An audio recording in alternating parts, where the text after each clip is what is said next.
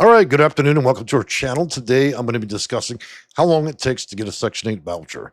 This is probably among the most asked question in my career. I can't think of a single year where nobody asked me about how long will it take. So let's discuss that. But before I do, I'm going to do a few introductions. That way you know who I am and what this is about.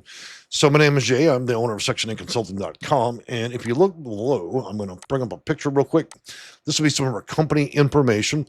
Those that are struggling with housing or navigating the system or even getting a voucher, our company offers a limited number of services. As you can see, your phone number, as well as web address and email. But do keep in mind the services that I offer are not free. They're just very affordable. Okay. So if you call the number without an appointment, you're unlikely to get me. Okay. So it's appointments only, just to be clear. So let me move my face on back on over here to the side. And I'm going to bring in some notes in case you've got a learning disability or otherwise. This will allow you to be able to retrace your steps to the notes that I'm going to provide in the comment section as well as description. So, when we look at getting a voucher and that timing, it varies a lot depending on where you live in the country and what's going on and the rules. So I can tell you that there's no single nationwide waiting time for any Section 8 voucher or housing that would be universal across the nation, sorry. And an applicant might wait months or several years or much longer, depending on primarily on the local PHA or public housing authority, the availability of the voucher funding, the turnover, the number of applications, and of course, the PHA's selection preferences, which are highly critical to where you land on the list and whether or not you remain highly considered on that list. Moving on from there, we have the most important point, and that's applying is not the same as getting a voucher. Many of you guys get excited the minute you get an email or you get something in the mail and you think that's the end of your journey. You've now won something, the grand prize, you've scratched a number off on the lotto ticket and you're going to win. No, that's not the case often. It usually means you're now being considered and they're going to want to verify information. But most importantly, a person can become eligible for Section 8 and still wait years for assistance. Okay. The normal process looks like this. The waiting list opens, there's an application or pre application, there's the placement selection on the waiting list, of course, the obvious wait. They have to approve that through the PH through HAP contract. There's an eligibility verification to ensure that all the participants or otherwise people that are going to be on the voucher are verified. There'll be a briefing towards the utilization or becoming a voucher holder. Then there's an obvious issuance of a voucher with a call request for tenancy. Then you move on to housing search, and then, of course, a search time, and then again, getting approval for your unit, and then, of course, your lease up or HAP contract, which is obviously what you're going to need to engage in utilizing federal funds for the use of a Section 8 voucher. A lot to take in, right? Under federal regulations, except for certain circumstances, admissions participants are selected from the PHA's waiting list according to the admission policies. These admission policies are quote unquote the administrative plan that each PHA creates and then files with HUD to be approved. If you'd like a little look into that administrative plan at your local PHA, you may do a Freedom of Information Act, and that would allow you to request a digital copy or a paper copy of their administrative plan, but caution you that if you get it in paper, it's obviously it costs hundreds of dollars in both administrative costs and printing. Okay. This also means that there's no federal rule saying that eligible applicants may receive a voucher within 30 days, 6 months, a year, or several years. Okay. Unless you've got a magic genie, you're going to have to look at several different factors to kind of guess as to when this might work out for you. How long can you be on the waiting list? Well, let me give you some experience here and the situation to go with it. So, smaller and less competitive PHAs or public housing authorities, you're looking at months to a few years possible. Okay, moderate and high demand areas, maybe several years. Several years may certainly be possible. Major metropolitan areas considered as high demand or for most PHAs, maybe several years could be possible. If the waiting list is closed, well, it will remain closed until otherwise they get funded or there's a new year, so the applicant cannot even join until the application process is typically open. And as you may have noticed, as a present, we're probably under one of the toughest administrations that we've had in a long time on dealing with Section 8 and federal funds for federal housing. Okay. Other situations may include applicants qualifies for the PHA preference. Preferences, or I'm going to put this as gently as I can put it. The more problems you got, the more ways you're going to qualify as having a preference. In other words, if you've got a disabled veteran, therefore, that may be considered a problem and also a preference at the same time. So you're given preference because you may have a disability, maybe you're homeless, and so you want to take a look at what preferences are being offered through the local PHA or public housing authority you're dealing with. And if you actually end up having a few of meeting the criteria for a few of those preferences, then you might actually arrive at a much much closer to the top of that list than the bottom. Okay. Why does Section 8 take so long? Well, there are more eligible households than there are vouchers. I think that's an understatement. There's enough intermediate people jumping on this list, obviously. Well, there's not enough people that have a lot of preferences or a lot of problems. And so that number tends to be smaller. Also, housing authorities that open up these waiting lists, under current federal regulation, 75% of all vouchers have to be issued to those that are extreme low income.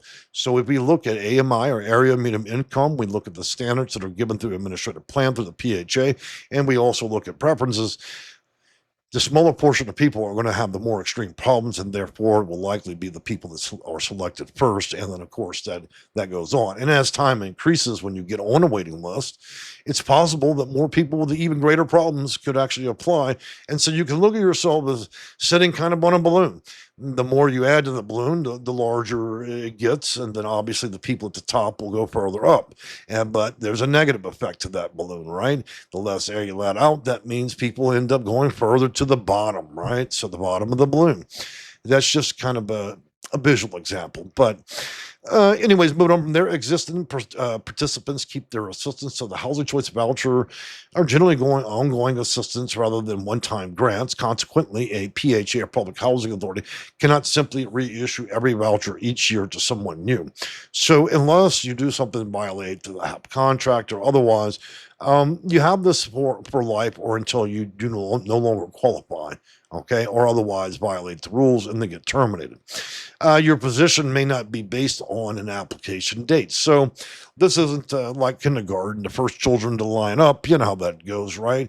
First to line up gets served first. This is not a first come, first served circumstances. It's first served for those who are well qualified and last served for those that don't have that many problems. Okay, that's a more generalized way to look at that.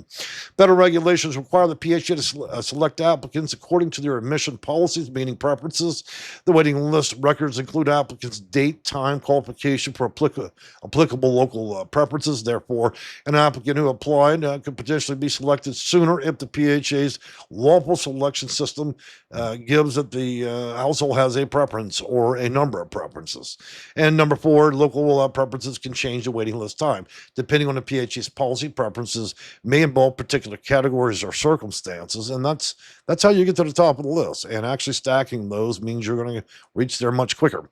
For example, HUD's applicant guidance specifically mentions preferences such as a veteran, disabled status, or factors that could affect one when someone reaches the top of the waiting list, but applicants should never assume that particular preference exists everywhere. In other words, what might have given you a grand standing in order at your local PHA, if you were to port or move to another jurisdiction, they may not even have the same preferences. Therefore, your case may be rendered moot. All right. So there are roughly, in my opinion and experience, around 32 different types of preferences. Every PHA can hand select what preferences they're going to use based on the local market. Therefore, it's going to be different. Your case can be compelling in Chicago and complete garbage in Florida, depending on the housing authority. It's not just the state, but the actual competing housing authority in that county. So what happens when you finally reach the top of the list? Well, congratulations, you're there, but that's only half the journey. So a lot of people want to celebrate, oh, I won the voucher. Well, guess what? Now you've been on the second toughest part, and that's getting out there and actually utilizing your request for tenancy, which is that voucher, and actually finding something to lease. And let me tell you, you should go into this with a negative view. Let me tell you why. You should go in expecting very little when you receive that voucher. That way, When 9 out of 10 people reject you in terms of leasing to you or giving you a place to live because you have that voucher, it means that when you finally find somebody that will accept you and allow you to use their voucher in their property, then you have something real to celebrate for. Okay, you should expect around 80% or more rejection rate with vouchers and properties as you apply to them. But this is only a matter of time with it. Those that are persistent generally should succeed in their result in around 90 days. Some may need up to an additional 90 days, but I think given the right conditions and your efforts, that most people will find success despite going through a lot of denials. That's why it's important to not be gung ho in your thought process with this and prepare for some negative action for the final result when you finally do get accepted. The PHA then determines when the household actually qualifies. And so they're going to verify your household composition, income, and what they mean by composition is the number of people in the home, ages, and so forth, assets, social security number, citizenship, eligibility, immigration status, application deductions, preferences and eligibility, criminal history, and other information required. Let me tell you, that little list is much more extensive than that and can change and vary from one PHA to another. So as I close this out, I'm going to put those notes down there for you guys.